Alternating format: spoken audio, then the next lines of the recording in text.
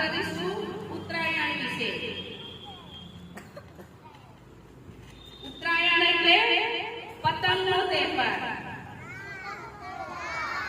હા, આકાશમાં લાલ, પીળી, લીલા રંગની પતંગ ઉડે છે અને આપણે બધા આકાશમાં અવાજ કરીએ છીએ ને, કાફ્યો છે, બોલો છો ને? પછી એક કે લપે એમે બોલો છો ને? પછી પતંગ પણ લૂંટો છો ને? તો પતંગ લૂંટવાની મમ્મી પપ્પાની સાથે જ રહેવાનું, બરાબર છે? એકલા ઘર પર દોડાદોડી કરવાની આકાશમાં મમ્મી પપ્પા સાથે રહેવાનું। અને બધા સાથે બોલો હેપી ઉત્તરાયણ।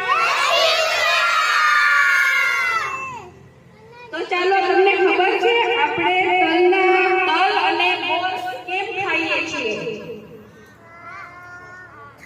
અત્યારે કઈ ઋતુ ચાલે છે? શિયાળો।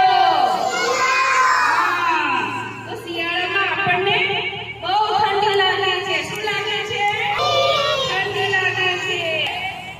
તલ આપણા શરીરને ગરમી આપે છે। શું આપે છે?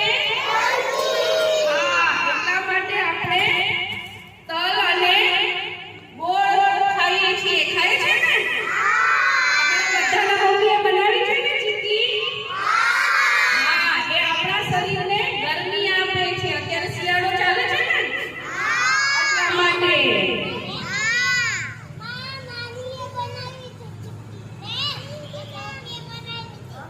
પછી એક વાર્તા હું તમને કહું છું, સાંભળો।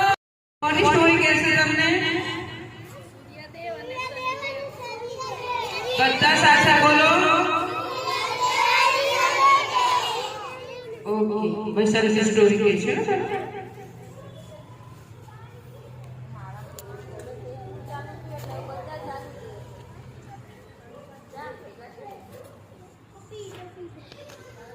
ઘણા વર્ષો પહેલાની વાત છે। સૂર્યદાદા અને તેમના દીકરા શનિદેવ વચ્ચે ઝઘડો થયો।